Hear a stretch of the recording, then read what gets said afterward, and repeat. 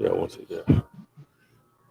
Text me and I'll text you back. Text me and I'll text you back. Text me then I'll text you back. You text me then I'll text you back. Text me then I'll text you back. TikTok, you don't stop. I will help you make your paper stack. Where you at? Where you at? Where you at? Where you at now? 205-964-5243. Yep, Now yep. 205-964-5243. You know. We are live for show number 187, Thursday, June 17th. I'm sorry, June 17th. This is where we will give away $1,000 tonight, along with answering your questions about this thing called wholesaling real estate, with a strong emphasis just on real estate investing in general. But we're here to answer your questions and hopefully get you going on the right track.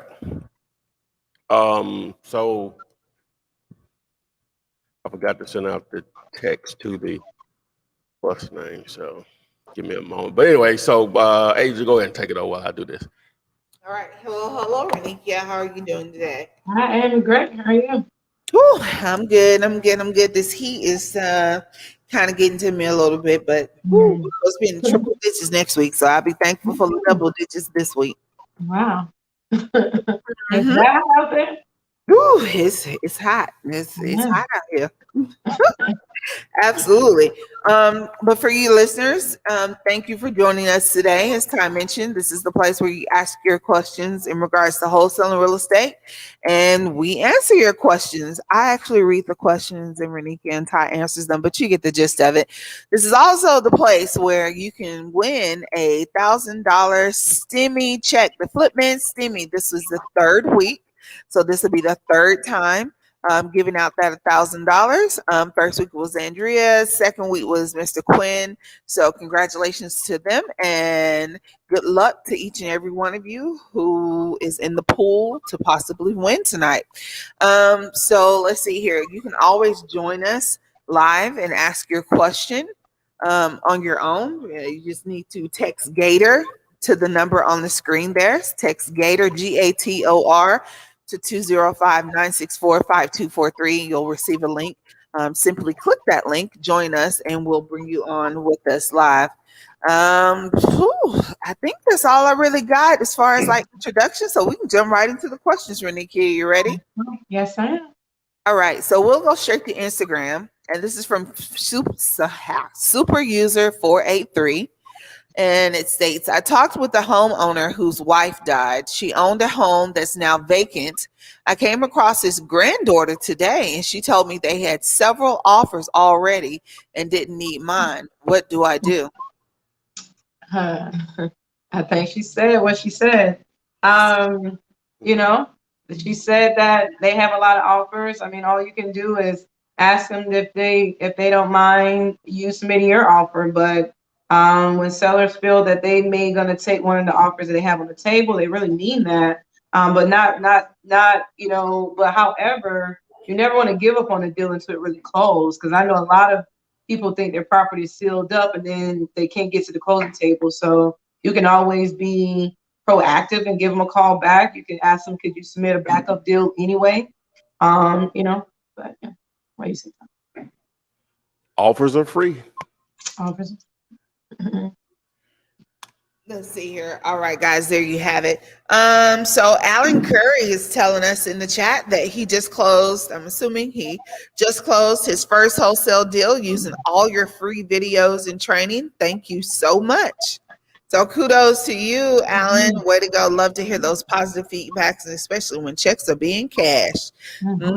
Is that bar in the way of that? It is not. Okay. It's off to the side, but you need to go over. There we go. I'm good on that. Okay, so Kimberly Jackson, you're asking, how do you win the $1,000 stimulus Flippinar STIMMY? Is to text STIMMY, STIMMY, to the number on your screen, which is 205-964-5243. So let's see here. Put that up. There it is. Now it's on the screen. I said it was and it wasn't. So so what up to you all you guys that are saying hello in the chat? This next question is going to be from Frost Supreme.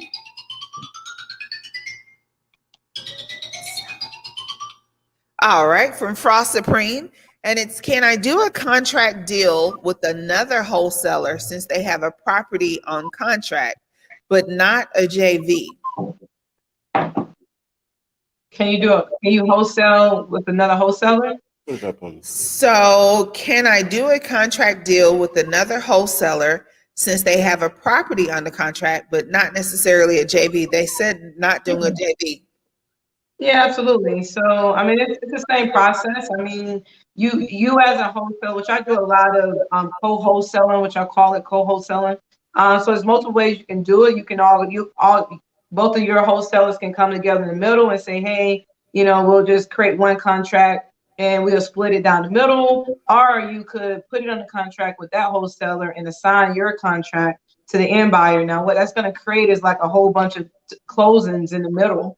So just understand if they have it on the contract, you have it on the contract, and then you also contract it to the end buyer. That's 3 closings in the, right there in the middle or whatever the case may be. So sometimes it's easier for both of y'all to kind of come together and say, hey, anything on top of this number is mine or whatever the case may be, and put in a contract that way. But either way works.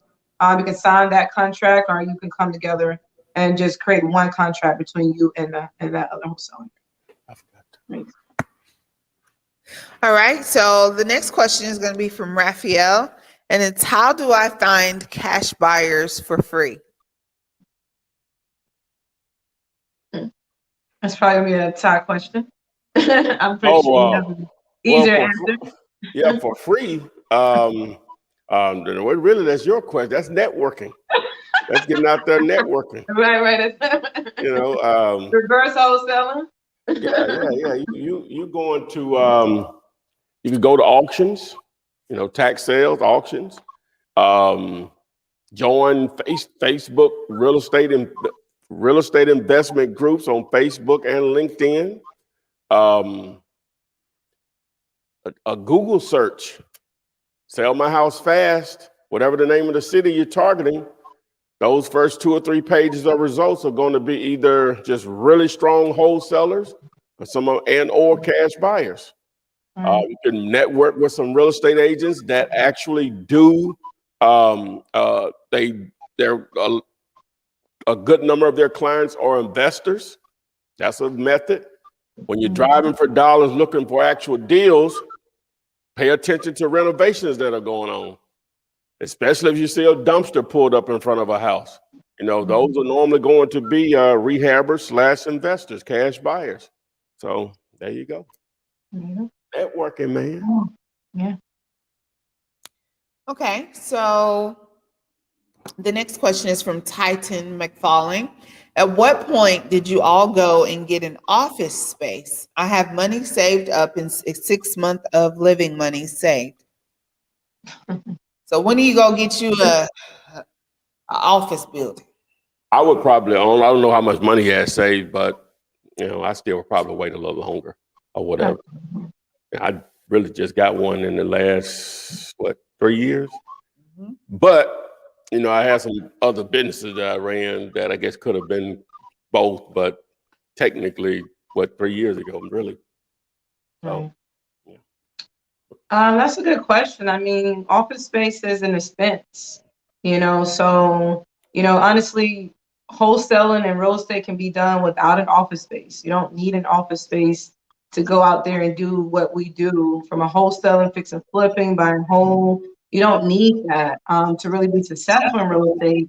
So to me, it wouldn't be the first thing I want to do. I work out of my home, which I think we all started there until we got to a point where our liquidity was enough to go get office space, and it makes sense to have office space. And now I need more of a team. I need my team. I need to see my team every day. I need, whatever the case may be. I'm trying to create podcasts and things of that nature.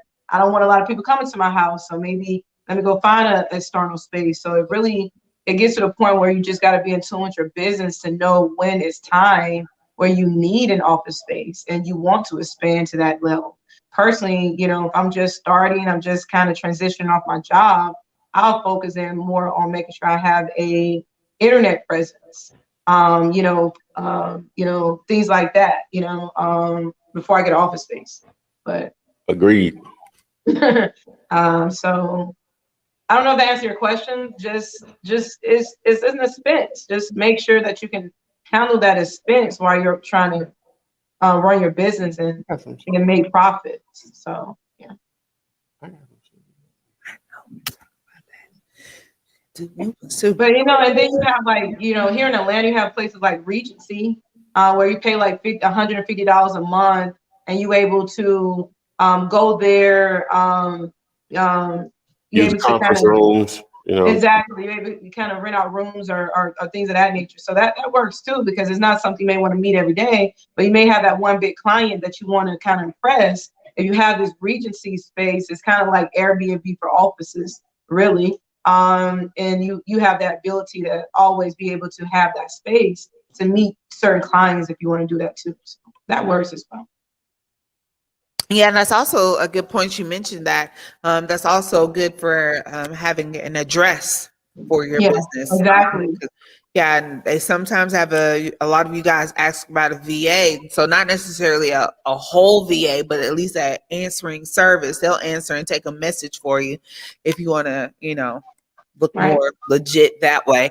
So the next question is from Frostino, and it says, how many contacts approximately would I have to reach out through SMS marketing before having a motivated seller? And how large should the population of the city be? Well, the first part of that, that's all going to depend on, number one, the list that you target, how many you're sending, which is basically what you're asking, but then it gets into how well you at negotiating at that point to get it to a deal. Some of this stuff we can only get you to a certain point, and then it's on you or whatever. So it's really just hard to say, man. Now, as far as the size of the city, ideally, I say 250,000 to eat consistently. Now, you can do deals in smaller markets. Don't get me wrong.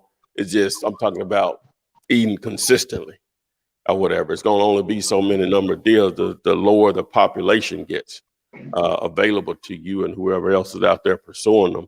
So vague question, got a vague answer, because I don't have enough information to sort of give you a more, I guess, fine-tuned answer on that. So it's just going to depend on what list did you build,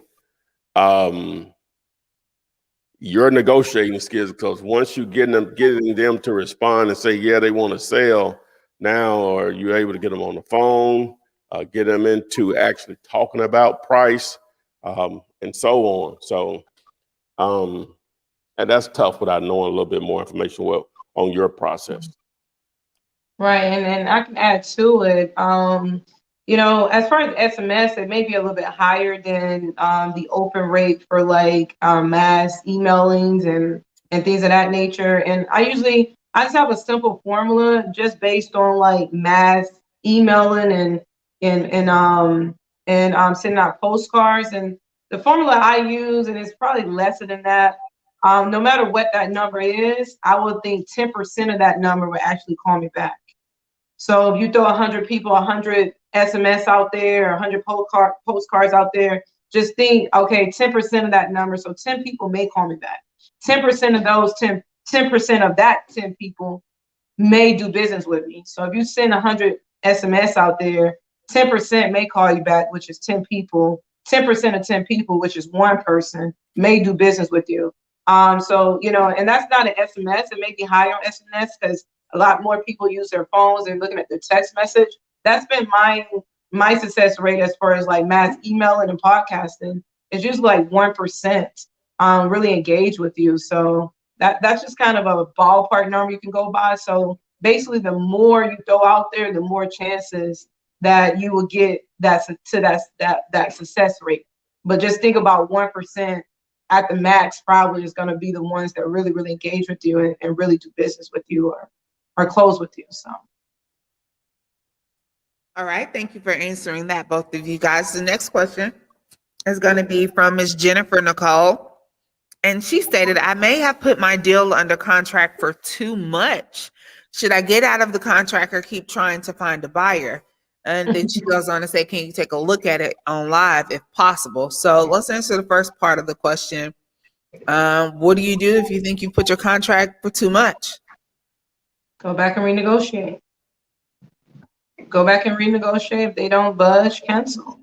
Because at the end of the day, no one is going to overpay for any asset. It's called market value for a reason, because the market determines the value. If the market determines a lower value than your contract price, then you're not going to sell it anyway. So, the market will tell you that if a lot of people coming to you, you got it out there for 150,000, everyone coming to you say, hey, I'll be willing to pay 125, 120, 115. The market has spoke. The market is like, hey, you asking for too much based on the market value and based on the market itself. That's too much. I'll pay 110, I'll pay 115, but I'm not going to pay what you're asking. So you have to listen to the market. And that's what the whole due diligence period is all about, because it gives you the ability to go back and renegotiate or walk away without losing your earnest money. Okay. Any input, Ty? Well, she says she's negotiated a price and she wants us to look at it. Well, we're not set up this way to do it like I used to could. You can at least put the numbers up. Put the numbers in. Well, yeah, if you are comfortable with what you think the ARV is, that's really all we need. We can go from there. In the price that you have it under contract. But at the end of the day, either the numbers work or they don't. So but that's part of the reason why I make it available on my site, that calculator. It's a generalization, but normally it keeps you from wasting time on stuff that you have no chance of doing a deal on, as far as a wholesale deal. So if you could tell us what the ARV is and what you have it under contract for, we could probably, let you know what we think about it. Yeah, and it would also be a good opportunity, Ms. Nicole, for you to give us a call. Well, not necessarily a call, but text us the word Gator, and you can join us live and ask those questions. And that way you could be readily available with those numbers as Ty and Renikia ask you questions in regards to that property that you're questioning. Let's see here. Next question, Thomas Patterson, who's in Phoenix, wants to know, how can I get the property under contract if the sell... Are those different people? Same person. Mora. And if the person, I'm sorry. Okay, so Thomas Patterson of Phoenix, how can I get the property under contract if the seller, no agent, and for sale by owner, asks me to show him that I can certainly get the property because they've been BS'd over already? Put it up on the... Okay, so it's there's no agent. This is a for sale by owner property, and the seller is asking him to show for certain that he can buy the property. So, yep. He wants you to prove up. Well, it sounds like a lot of wholesalers, well, not a lot, one or two or whatever the number is, I probably put his property under contract and couldn't close. You know why they couldn't close? Because he ain't selling it cheap enough. Right. and don't be just so excited somebody's talking to you about selling a property, right? The numbers probably don't work. Let us know what the numbers are. I hope I'm wrong, but what are the numbers on it? What's the ARV and what's the price? Right. You make your money when you put the property in the contract, not when you sell it. I mean, of course, you really make the money when you sell it, but going into your deal is really where you make your money. That just goes back to the young lady from earlier, is that, when you're putting these properties on the contract, you want to do your due diligence. You want to see if I can get it cheaper, how much the rehab is, so you're able to maximize that fee. But a lot of times, maybe you just put it on the contract, whatever they're asking for it, and then now you're trying to sell it for more. But sometimes these sellers are smart, where they are asking what the market value is. And if you try to sell it for more, you are out of the money at that point. So you want to do your due diligence so you can try to negotiate that seller from start and not negotiate it. You know, you can negotiate once you get in, but if you're able to run your numbers prior, you can go ahead and negotiate it right the first time and get it sold right the first time around. Okay, thank you again for answering that question. So Henry D says, if you get a property in your LLC, any costs associated with acquiring the property, does the property show up on your personal credit or business credit? He's asking if he can get a property and finance it with a private loan. Not a lot of info there. Just if you get a property in your LLC, any costs associated with acquiring the property, does that go against your personal or business? So maybe, yeah, acquiring a property and putting it in his own LLC. Well, you put in your LLC. I mean, it's only on your credit if you get financed. If you're getting financed, you're acquiring that property through a financial institution, a private lender, or a bank, then yes, it's going to go on your personal or business credit. Now, if you get it financed from a bank, it's going to go on your personal credit. If you get financed through a private lender, 9 times out of 10, which 100% on with us, it will always go into your business name. Nothing goes into your personal credit. Okay. But guys, if you ever have any questions like that, we can answer them generically. Don't hold us to it. Just make sure you visit your CPA, tax accountant, or whoever handles the business side of your monies and your business. Okay, going right to the next question. Renikia, this would be awesome for you.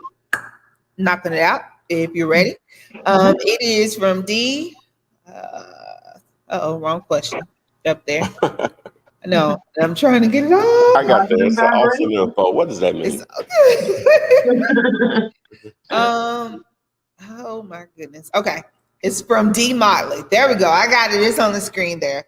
For the purpose of double closing, please suggest your best resource for transactional funding.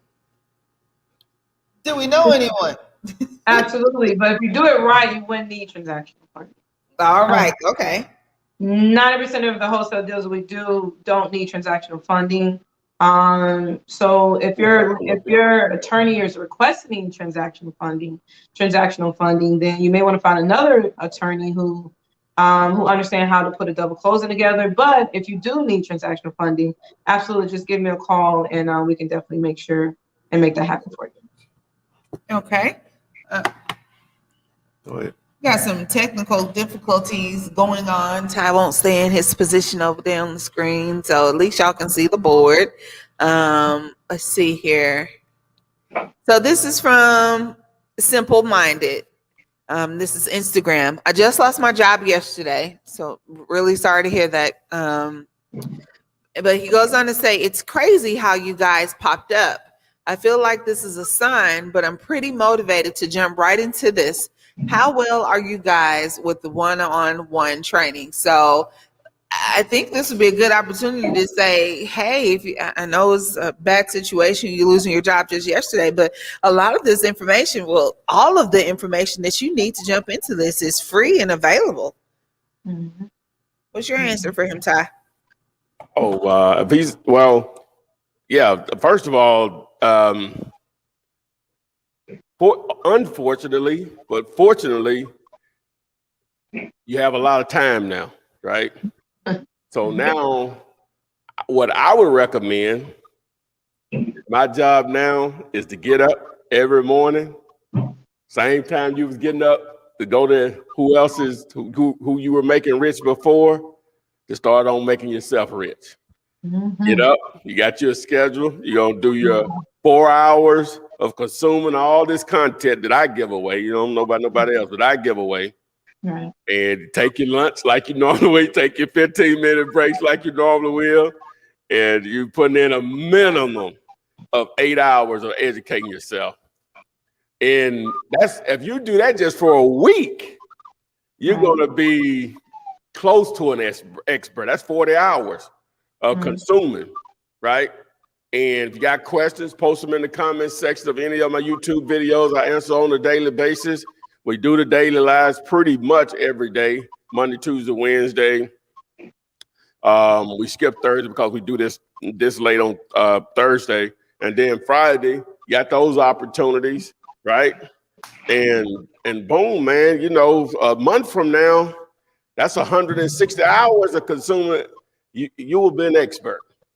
Right. That's what I would recommend to you. Hopefully you're in a financial position that a month won't put you in a really bad place financially, but it really probably is consuming that much over that time frame, really probably only about 2 weeks. You should be like just raring to go. You know what I'm saying? Like let's get it or whatever. So look at that as an opportunity of a lifetime that those people say, hey, no, thanks, but no thanks. We don't need you anymore. And you like, thanks, I don't need you anymore either.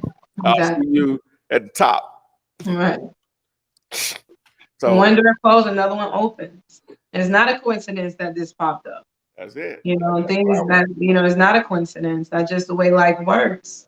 You know, he will always send you that. He will always open that next door. Yeah. It's all about us being able to just be willing to walk through it. Don't wobble in the mess. Don't wobble in the fact they let you go. It is what it is. On to the next.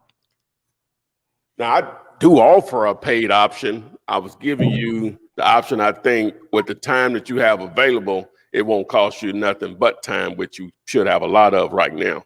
So that's what I would do if I were in your situation. I wake up just like I normally would, like I'm going to their job. Now I'm going to my own job, you know, my business. And the first part of my business is building that foundation here. Once you build that foundation here, hey, you complete that project. Absolutely. Stick an open house sign in the yard. You'll be ready to go, baby. Exactly. All right.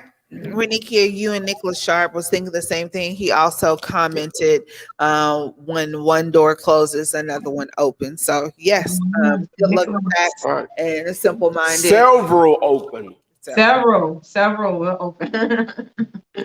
Just stay tuned with that simple-minded and make sure you're texting STIMMY to the number on your screen because you might get that STIMMY today. We get this today would be number 3. We got 3 more to go. So 3, 4, 5. Third, fourth, and fifth week. After today, 2 more. But we don't have a winner for today yet. So he's still got time. Absolutely. Okay, so this is from Anna.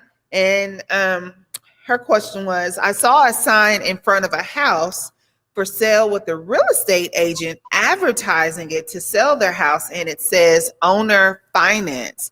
How does that work? So a realtor is helping a seller sell their house if they're willing to owner finance. And the agent can be involved in those transactions also. Absolutely. Right? Yes. Yeah. So the agent the owner may not know anything about it.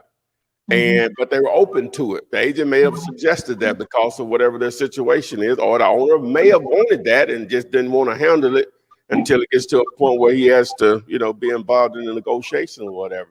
But what you can do is just call, find out what the terms are, you know, for them to own or finance the property. It may be an investor. That's all he does is just buy properties and own or finance them back out, and he's just using an agent to market it. Right. And you see that a lot. I mean, if you look at a lot of properties in the MLS, the multiple listing services in your county, you'll see that a lot. You know, sometimes in the description they'll say owner financing options available. So it's just terms. Owner financing is just a term. It's just the way that they finance or structure the deal. But that agent is still involved with the process. He or she's still gonna get paid on it. You know, it's not something you have to worry about because the seller's gonna take care of his agent. Yep. Okay.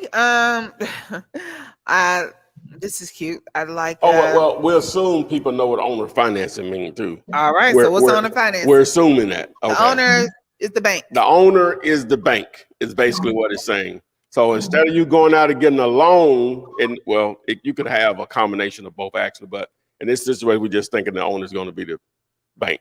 meaning that they will deed you the property just as if Bank of America or Wells Fargo provided you a mortgage to buy a house. In this situation, the owner is basically providing you the mortgage to buy the house, and you're paying them directly. They're holding the note per se. So the owner acts as the bank, and the property will be deeded over into your name as it would if you got a mortgage or FHA loan or whatever, same thing. And boom, now, well, that's one form of owner finance. You could do lease option. I guess that's another form of owner. But I'm talking about in terms of the property being actually deeded into your name. So you do have ownership. You just have a lien against it. Well, mortgage in place, which is basically a lien against it, until you pay it off. And you all will negotiate terms. More than likely, they're going to want maybe a down payment. More than likely, they're going to give you an interest rate that's probably a little higher than what you could if you were going to a lender based on credit or whatever. So it's the owners basically acting as the bank. They are the ones accepting payments. If you didn't know what owner finance or seller finance, you could hear that term also. All right. So we were talking about the doors and keys, and I love this when y'all come up with these quotes or little motivational things. This is from Tarshawn Neal. If you're willing to invest in yourself, there are endless doors, and Flipman is giving us the keys to one. Oh, That's it. I love that. Yeah. If you're willing to invest in yourself, Yep. There's many doors. the Yep. doors. Hey, got this thing out here called the internet. It's powerful. Flip got the keys. The jobs pay you. They pay you to forget the doors that will open. Oh, And we have to be mindful of that. It makes us forget that we have these opportunities and these options out here because we have a job that's paying us, which pacify our true gifts in life. So, I encourage people, regardless you got a job or not, invest in yourself anyway. There's so much more opportunity and options out there for you. All right. So at the gal, I think I said that right. Maybe not. This is from Instagram. I found a seller that wants to sell his duplex. They are non-owner occupied. Would that be a good deal? Probably would be a good deal, but how do you handle a duplex versus a single family home? Same process. Anything that's 4 units and below is looked at it as like a single family home. So single family, duplexes, triplexes, and the quads are all financed and looked at and evaluated the same. Anything over 5 units becomes commercial. So it's the same process. It's the same as that process. And if they already have tenants in there, that's called a turnkey property. And basically, as soon as I buy the property, it's turnkey. I'm immediately receiving cash flow and residuals from it. So if they already have tenants in there, you may have a turnkey property option where you can go right into a 30-year and begin to collect rents and cash flow from day one. what is it? All right. What is it, Sonic? No. They can shake. Okay. I'm behind the scenes eating. I was like, what is that? I must be munching on it. It's Didn't good. ask me that I want. I do apologize. I'm sorry. Why you? Why? Boy, yeah, I'm sorry.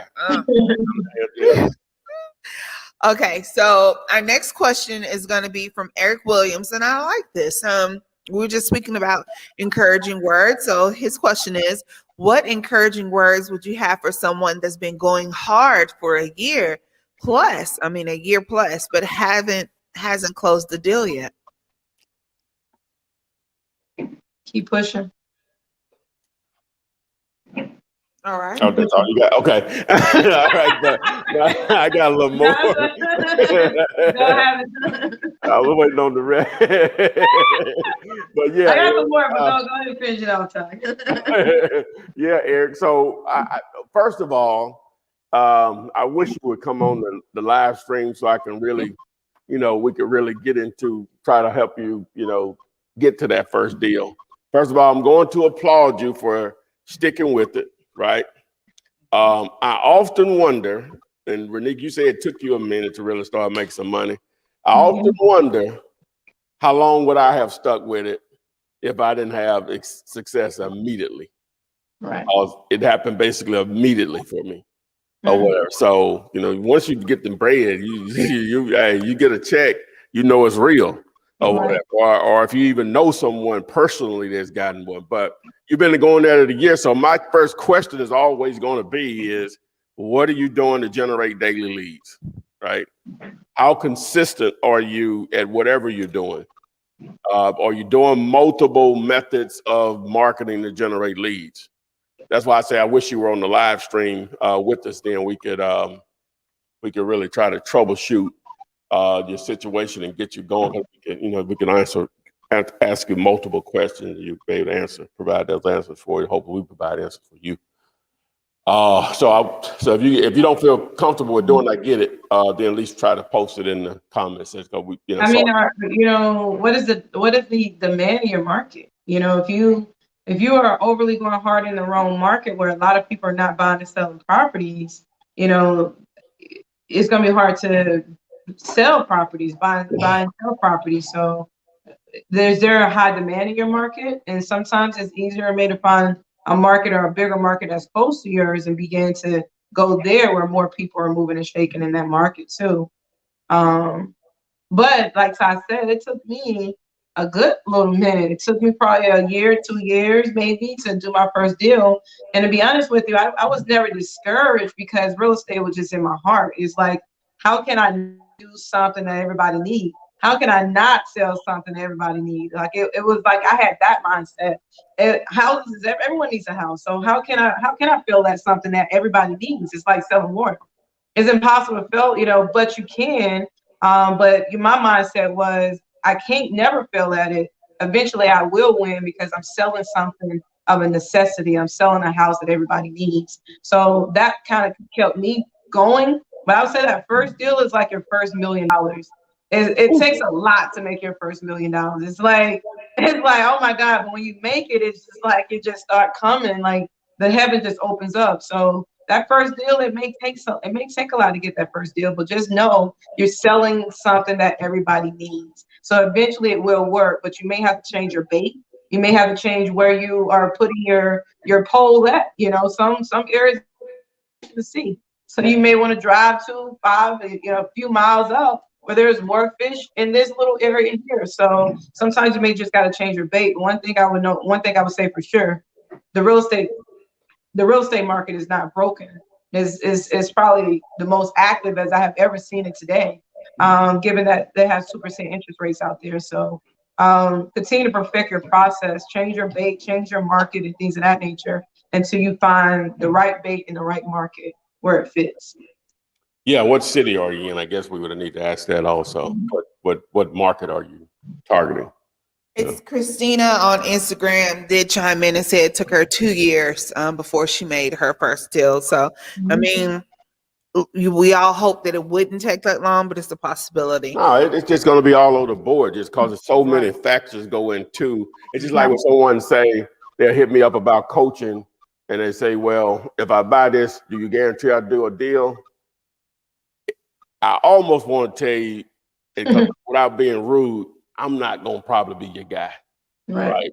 Because anyone that'll guarantee you're going to make money doing anything, right, that you need to run, right? This information, this live stream, YouTube channel, what Renika got to say, any of the tools I recommend, they only just that, tools, right? They have to be used. Now, I can go to Home Depot and buy a bucket of paint and a brush, and Renika do the same thing. She gonna paint one wall, we're in the same room, and I'm gonna paint another. They might not come out the same. We got the same tools now, exact same tools. But she may finish hers faster, and it's all mine, I may not get finished with mine, for whatever reason, but we were provided with the same tools, so the guarantee is you and your efforts. That's the guarantee. All you need is the tools. That's what the question should be. Am I going to have the proper amount of tools to do this? That's the question, not if I'm guaranteed to make some money. No, no, you're the guarantee. Yeah, you're the guarantee. You just need the tools to make it happen. Right. You guarantee your own money. Yeah, no, I'm not. I get it. You don't want to waste your money, but this is part of entrepreneurship. Right. It's risk taking. Right. You know, that separates the one that make money and that don't. You got to understand that anytime you're spending money in a business, this is a business. There's always a chance you can lose money. Always. You will lose. Yeah. It's a business. This is a business. Flipping houses is a business. If you understood business, the first 3 years of most business fail. They fail. The They first don't 3 make years any don't money. make as much money in the first 3 years. Yeah.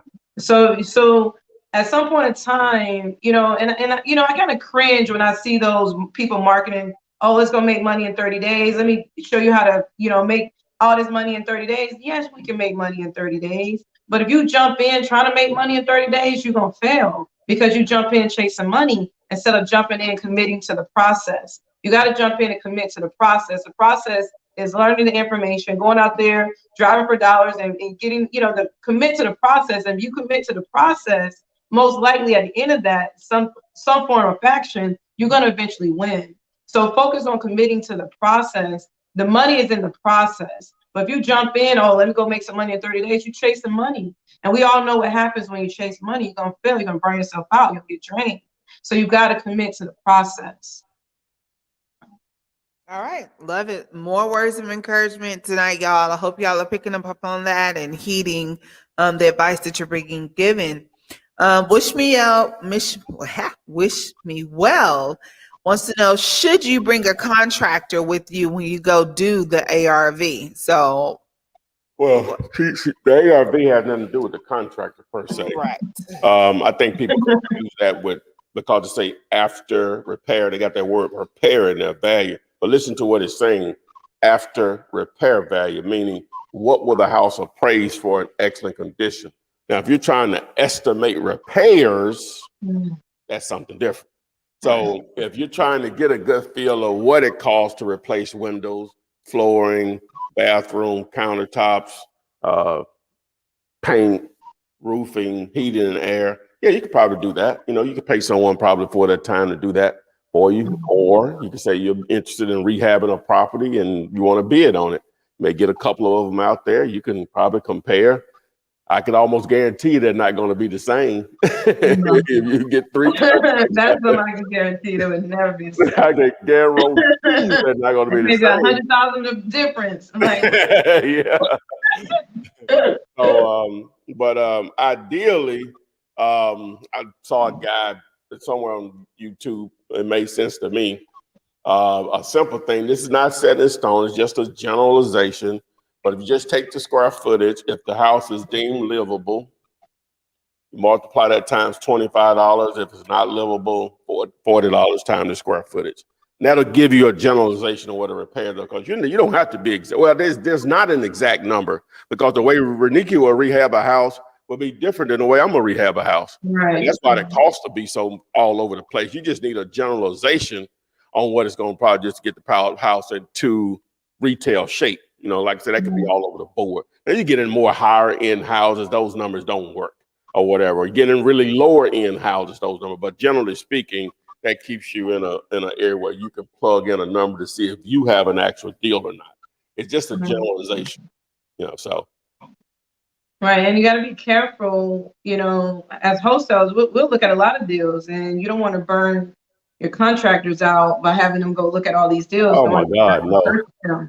So you want to be. Matter of fact, they're not going to do it. They're not coming out. If you tell them, I'm about to wholesale this deal, can you come out here and look at it? They're not coming out, because that's time and money. They know they don't have a job in the deal. You're going to end up burning bridges trying to get them to do that. So you got to be discreet a little bit, you know.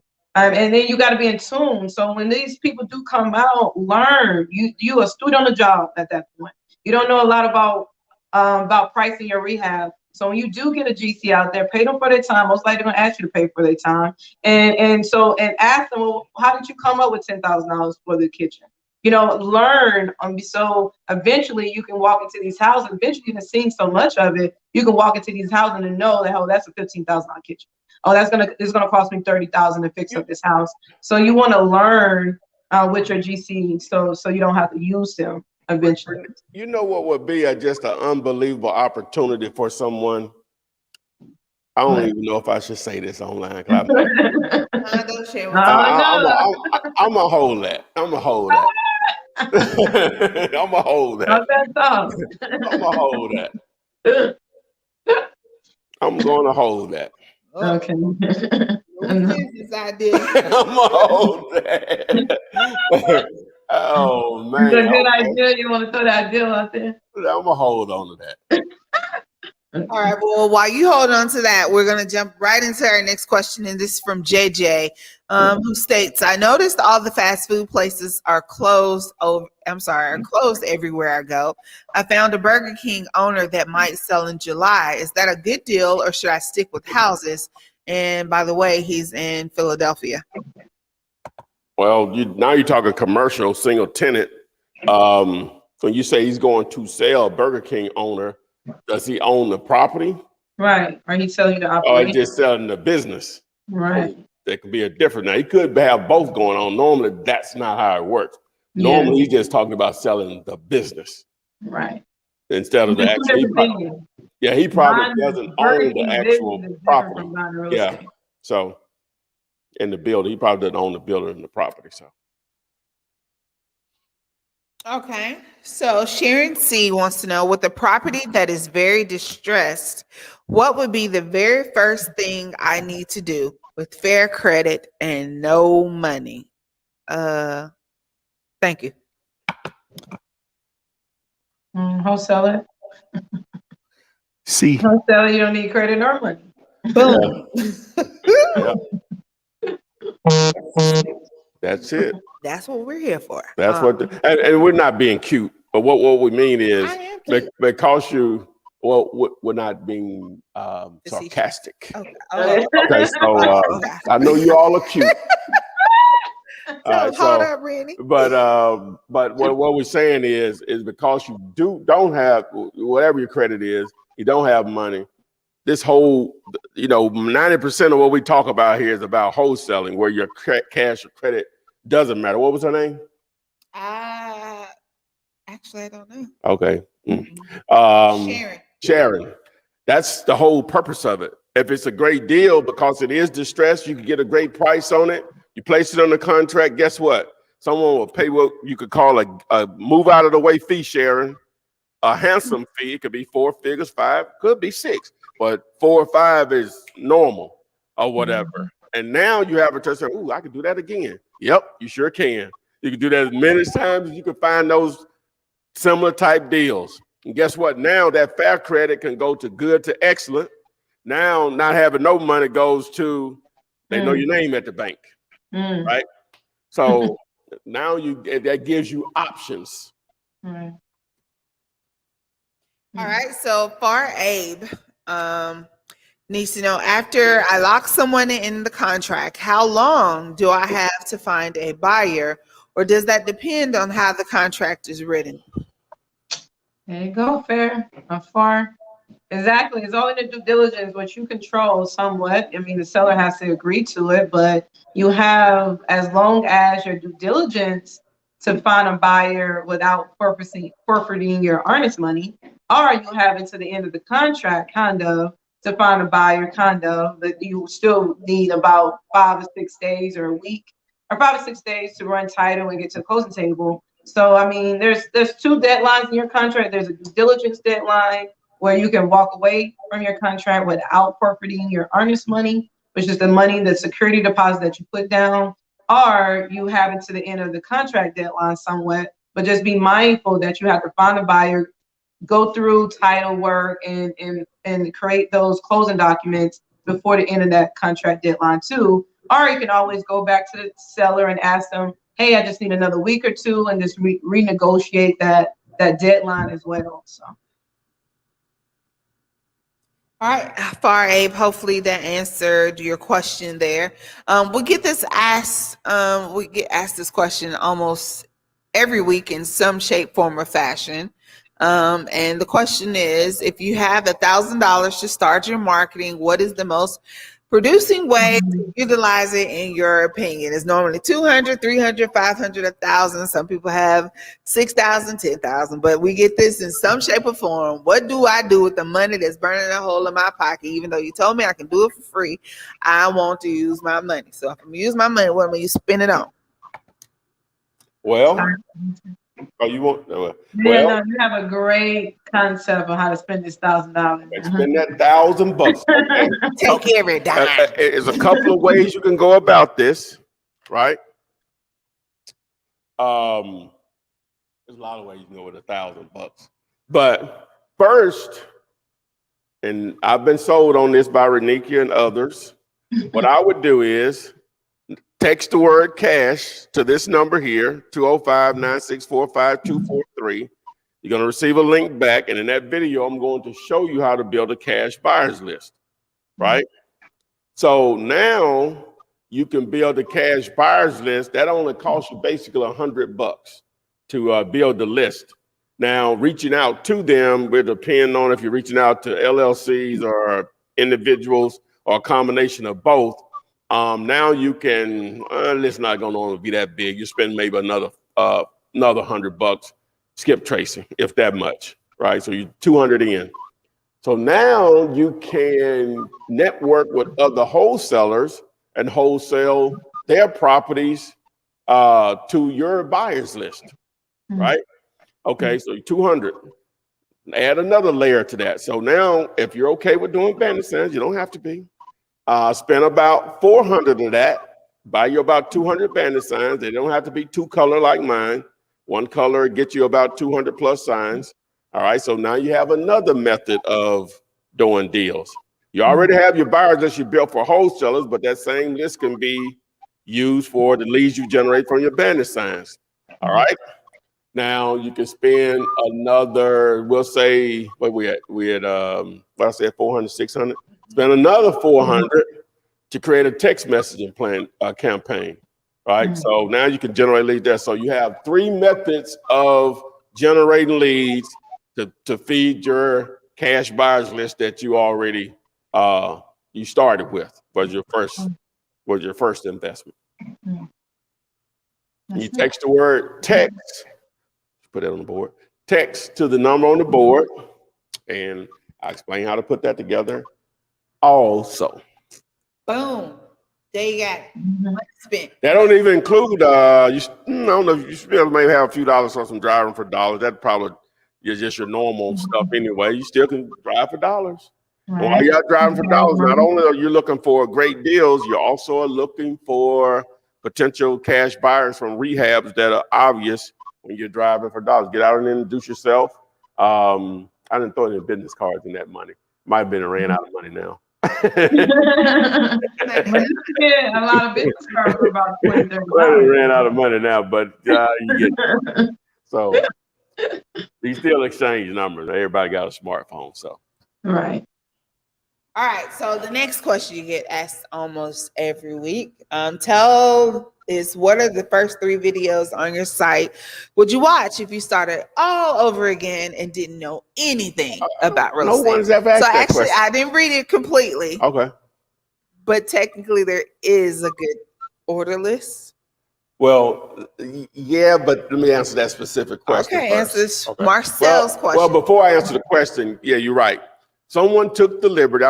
If you're watching, whoever that is, someone took the liberty of putting my videos, a good number of them, into playlists based on the topic, like where to start, how to use a contract, the interviews, and so on. You can access that playlist at flippinar.com. If you don't know how to spell Flippinar, you do know how to spell the word flipping, I assume. Flipping. Remove the G, add an AR.com. Flippinar.com. I lost Renika here. Hold on a second. No, I'm here. Renika's in. My teleprompter here. My makeshift teleprompter. I know, went off somewhere mentally for a second. There we go. There we go. What I was talking about? With 3 videos. Oh, okay. Yeah, so you can access that playlist at flippinar.com. Boom. All right, so the 3 videos I will watch. Now you can text me on these links, but I have a video. It's titled "Wholesaling Real Estate Explained in 5 Minutes." Mhm. All right. Actually, that's like if you go to my channel outside of the introductory video, it should be like the first video that comes up. If you go to the actual channel page. Mhm. All right. The next video I would probably watch is the contract video. If you YouTube search, well, if you text the word contract to the number here on the board, it's going to send you that video. If you text the word free to the number here on the board, 205-964-5243, it'll send you that video I was talking about, wholesaling explained in 5 minutes. All right. And then the third video I would probably recommend, it's sort of tied, but I'll go with this one. I text the word vacant, because what that video will do, well, that's not free. I'm trying to give you the free stuff. Let me see.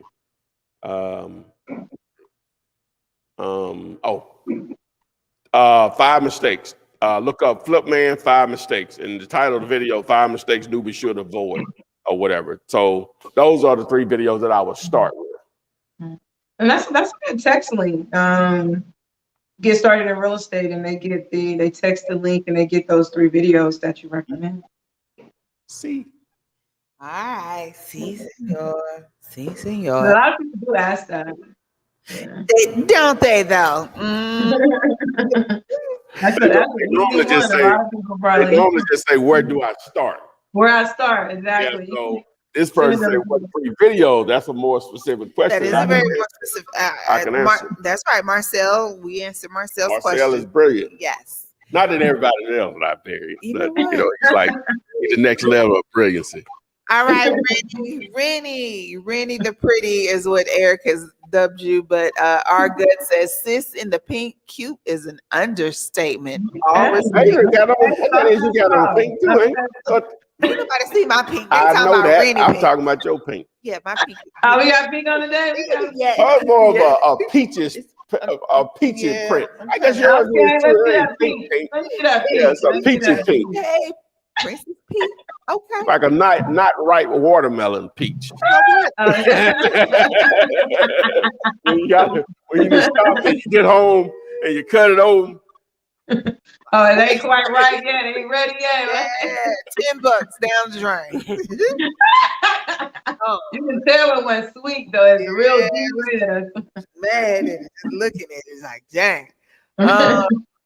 Funny thing is, the watermelon guy that's on the side of the road where I live is Bishop's Watermelons. I'd never forget. My mama took the watermelon home, cut that sucker up. You think she ain't say, let's get back in this car, let's go. Took it right back to him. He was like, did you really bring it back? Sure did. You're charging $10 a watermelon. Right. I need the one. I need a sweet another one. Yes, I need a sweet one. Take this back. Mhm. I need a sweet one, sir. I need a sweet We'll take it back in a heartbeat. Our next question is from Christina. And Renikia, she wants to know, do you have any tips on talking a seller down on their asking price when they're pretty firm on the price? That's a really great question. I mean, when a seller is firm, they firm. All you can do is just try to build rapport with them and show them why you feel. I mean, justify your offer price. Sometimes a seller don't know that they property is in the shape that it's really in, and so they fell in love with it. They got all this sentimental value that you ain't taking consideration. They whole family grew up here. They got this extra value on it. So sometimes you have to put a mirror in front of them and say, hey, hey, the roof, the entire roof needs to be replaced. The plumbing, you want to begin to pinpoint things of justifying why you are offering that lower price as well. And let them know. And a lot of times the seller will decrease it if you kind of let them know that, hey, I need to do A, B, C through Z to get your property where it needs to be. So I need this small discount. I need this discount because I need to fix these repairs on the house. So I mean, the only way that you can really get through a firm seller is just justify the expenses and things that they may not know need to be done to the house to justify why you're offering them a lower price. What do you say, Tom? Yeah, I guess a good question you can also ask them, if you don't sell it, what are you going to do with it? I like that. That's If you reverse don't sell it, psychology.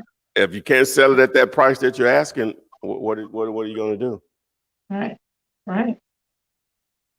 Nothing. Good question. Mine ain't gonna do nothing with it. Just sit it there. Just sit it. Well, the famous Thai words, half a nothing. What? It's half a zero. Zero. Not a trick question. So, Miss O wants to know, Lady O, what can I do if the seller, investor, and I are at the title company and the seller backs out of the deal? Can the investor take legal action against me since I can't complete the sale? Can the investor? The seller backs out. Oh, And the end buyers, not really. Not really. I mean, most likely, the end buyer is not going to take legal actions. I mean, no one has time to do all that. But what they're gonna want is their earnest money back. Most 9 times out of 10, they're gonna want their earnest money back. One thing you can't do necessarily, a seller kind of have the ability to cancel any deal if they want to cancel. And cancel the contract. A seller, you don't have to sell anything. You know, because we're on the contract doesn't mean I have to sell it to you. I'm able to cancel that contract if I wanted to cancel that contract. In the worst case scenario, 9 times out of 10, what you're gonna go after is your earnest money. Now, can you go out there and say, hey, you know, can you do all that legally? There's some type of legalities behind that, but a lot of times, 9 times out of 10, no one is gonna go that extra mile to try to make you sell the property that you own, you know, or whatever the case may be. What do you say, Tom? so this is the buyer wanting to go after it. So he's basically saying if the seller backs out, can the buyer sue you? Sued me, the wholesaler? Yeah.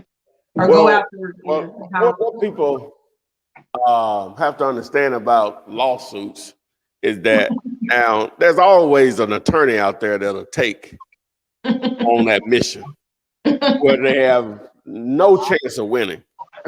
They got the money, the attorney has the time. You're in business, it's going to happen, right? You can be on the right side of the law totally, but you're gonna have to lawyer up because this person is unreasonable, right? So if you're just doing the right thing, I can't say you can't worry about it, but don't let that stop you because it's going to happen because we all know individuals that are unreasonable and they have the money to even show how unreasonable they are, you know, to pursue it. So you can't stop them from suing you. That is the point I'm making. Is just, are you on the right side of the law? And yes, you are, because that's what, you know, like I say, the earnest money, that's just really the sole purpose of it. If you don't perform, I'm going to keep it and move on. Again, they can sue you, but they can't make you buy a piece of real estate. Right.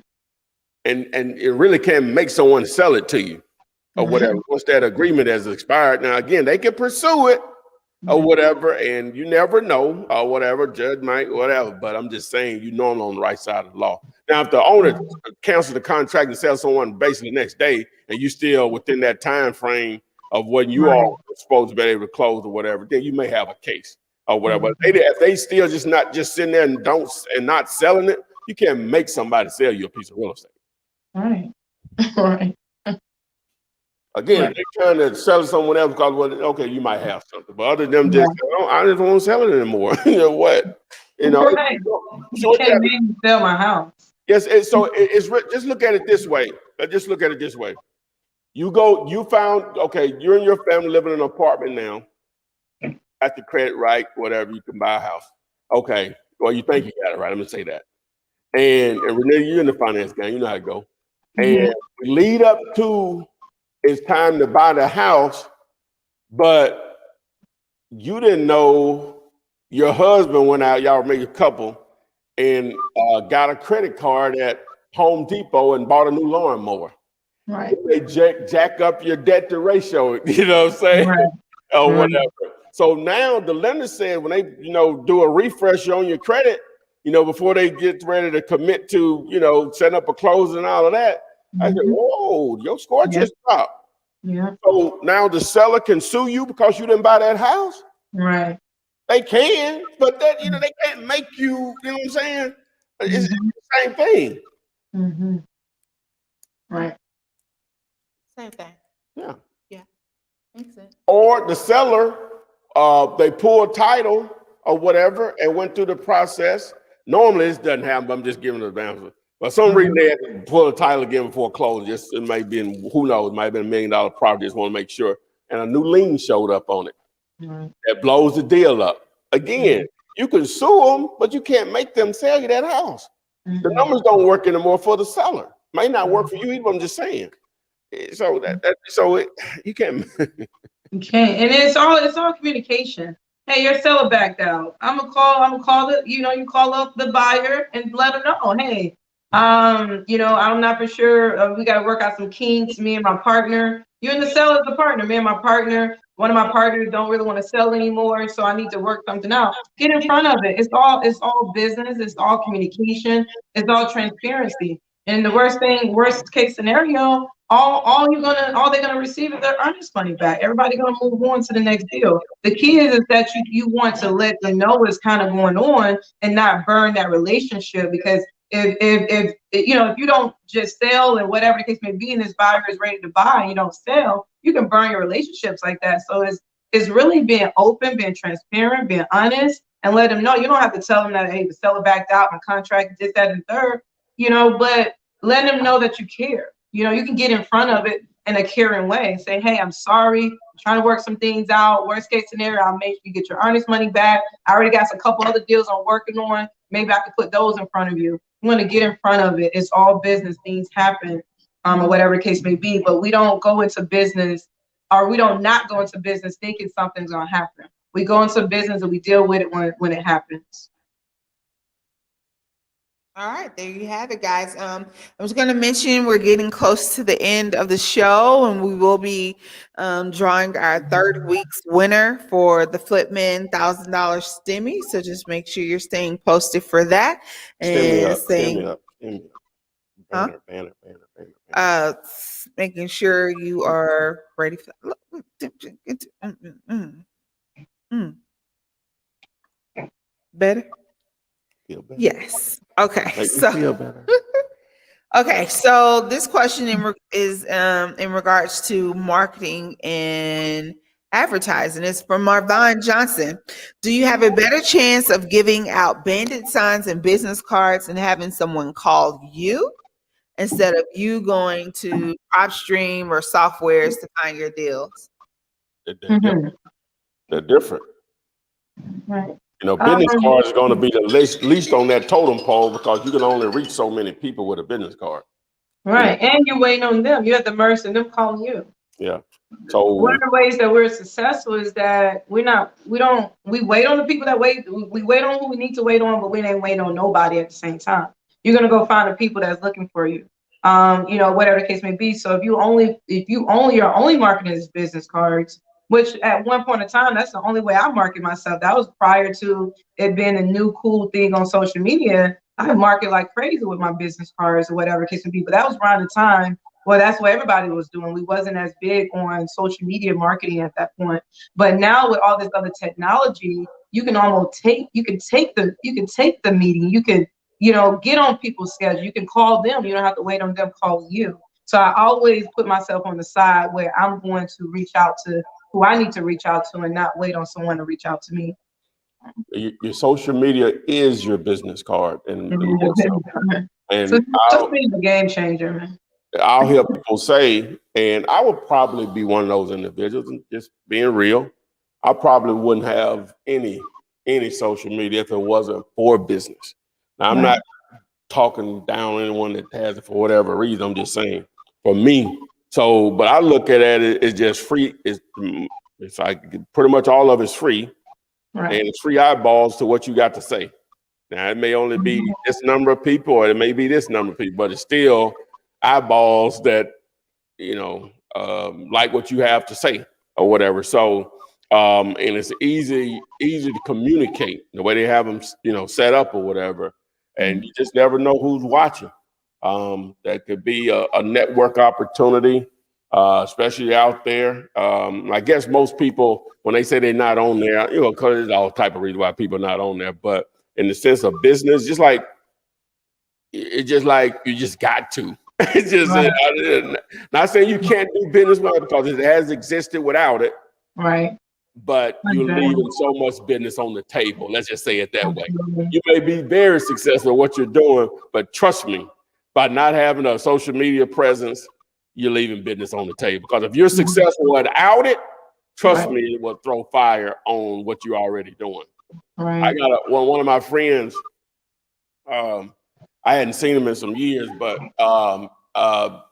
something happened in his life tragically. So someone let me know about it, and I reached out to him. But anyway, I found out he owns a ice cream store. And so I went and checked it out, and I was like, man, y'all, and they had some young people. And I say, man, y'all not on TikTok or Instagram?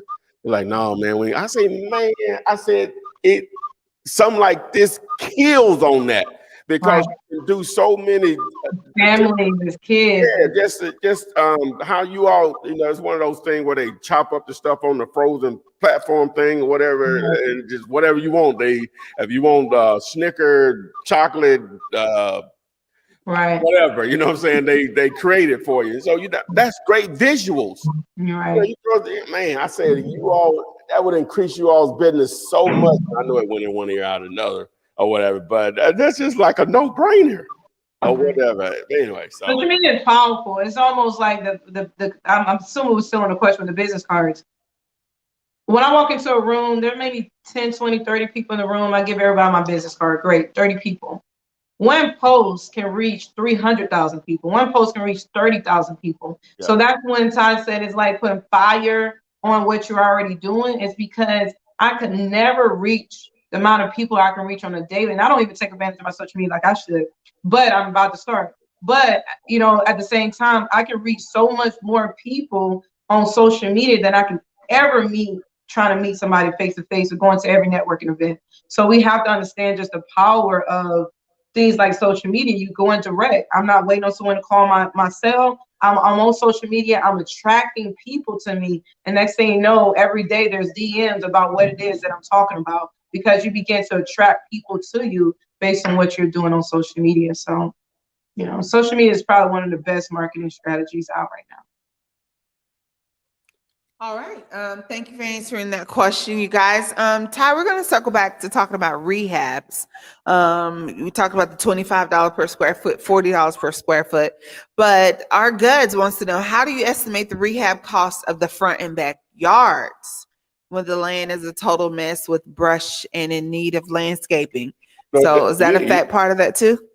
Technically, not for, well, I guess so, Renekia, but as far as a wholesaler, I never even think about the landscaping part of it. Right. Cause it's so many directions you can go with that. You know what I'm saying? No, to answer your question, no, I don't. I guess yes, not but I don't think about. I never think about it in that terms, because that can be just all over the board getting that done. You can get some people to do that really cheap, right? And then you can go and then you can spend a lot of money on it. Right. It probably has a more range of cost than anything else on the house in reality. Landscaping, because it's just so many people that are skilled at that, and they may not charge that much. And sometimes they know how to do it themselves or whatever. So that can be all over the board. But normally for wholesaling, I guess it's taken into consideration, but really not. It doesn't make or break your deal, and you're absolutely right. I don't think it's something that nobody really think about until you're really doing the fix and flip, because I don't think the landscape, unless you're doing like an amazing estate, I don't think the landscape really adds or subtract a lot of value from the overall value of the property. So, and I think that's one of the reasons why we don't really think much about it, because I never known the landscaping to make or break a deal. I never known landscaping to add a lot of value to the bottom line or decrease value from the bottom line either. So that's a number you can just throw a couple $1,000s on top of it and keep it moving when it comes to landscaping, but it's not something that really makes or break the value of the property. Yeah, for a flipper, yeah, it's going to give you curb appeal to have it manicured or, landscape. But for us just trying to put a deal together as a wholesaler, no, it's really not taken into consideration. Yeah. Okay. Fallback Digital says, do you do subject to deals, and is this process legal? Yeah, it's legal. It's legal. Not really my lane. You can look up my guy Pace Morby on Instagram. That's his lane. When you look him up, you'll see. So look up Pace Morby, Pace Morby, PACEMORBY. Tell him I sent you. And subject tools can be very creative. It can be a creative way to get into deals. It's kind of like, it's just a creative way to get into deals, but it's not something that I really do, and not something I do a lot of. Something I have done, but it's just a creative way to kind of get into your deal. I would say that. All right, back maybe 30 minutes in, Eric Williams was asking for advice and motivation because he had been doing this for almost a year now and hadn't had a deal. And y'all asked for some feedback questions. What was he doing? So he said, sorry, I'm working. We understand that, but great for you. Appreciate you being here. Bill still got to be paid. But I've been doing bandit signs, cold calling, and using eviction lists. The most leads came from the eviction list, and I've had 5 deals that didn't work out. I had one guy I was going to JV with try to steal a deal, and the other ones were pretty crazy situations that couldn't work. For instance, 2 of the owners was in prison, and it just didn't work out. His market is Ocala, Orlando, and St. Augustine, Florida. Pretty much any part of Central Florida, but mainly Ocala and Orlando. Does that answer? That's a hot market. Orlando, Ocala, okay. That's a hot market. Yeah, that's a definitely a large enough market. The eviction list, obviously it's a source. I'm not sure how big that list is. What are you doing to reach out to them? Is direct mail, cold calling? Because you should find some tired landlords in that. As far as your bandit signs, we need to know how many you're doing. What do your signs say?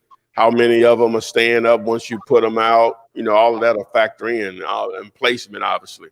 So, I don't know if we're going to have time to answer those, but if you post them, your responses in the comment section of any of my YouTube videos after this, I'll gladly try to address and answer that for you. All right, guys, we're getting to that moment. We're here, and we're about to pull the name, draw the name, whatever you want to call it, of the winner of tonight's $1,000 STIMMY. Okay. Let's see here. Give me 1 second. Let's see here.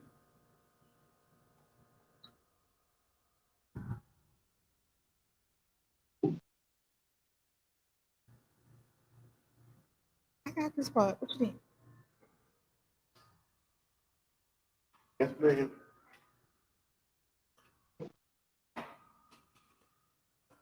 All right, let's see.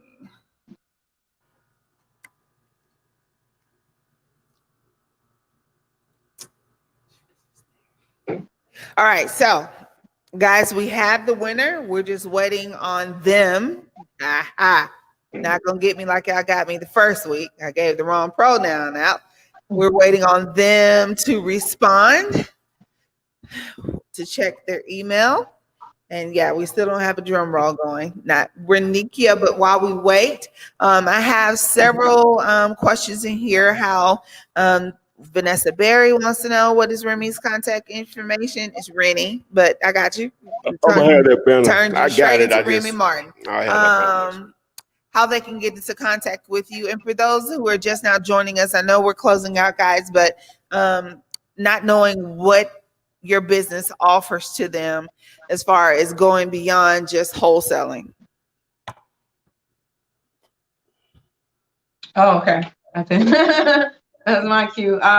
First and foremost, thank you always for being a part of the Club Man Show.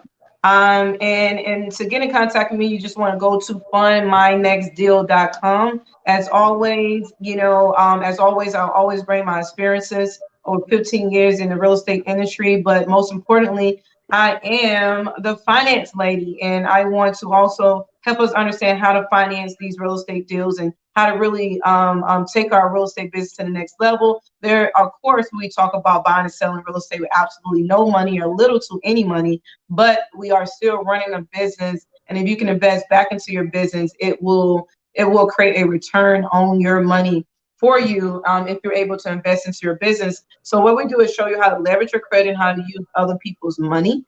We have real estate loan products from fix and flip, buying whole, new construction, developments. You want to build subdivisions, multifamily, whatever it is you want to build. You do not need tax returns, income verification, pay stubs, bank statements with seasonal funds. We are here to help you really jumpstart your real estate business and really build your real estate portfolio. Or if you need help with just gap funding or unsecured credit lines, help you buy some of the credit lines. Help you buy some of the resources that you need, like prop screen and bandit signs and things of that nature that you need to really jumpstart your wholesale business. That's where gap funding and unsecured lines come into play to help you offset some of those expenses. But if you are interested, just go to fundmynextdeal.com.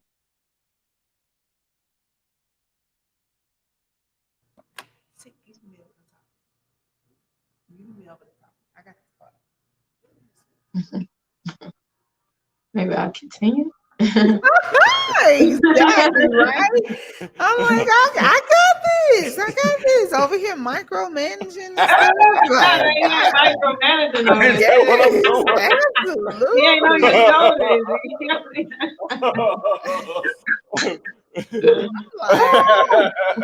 What does micromanaging mean? You on her shoulder.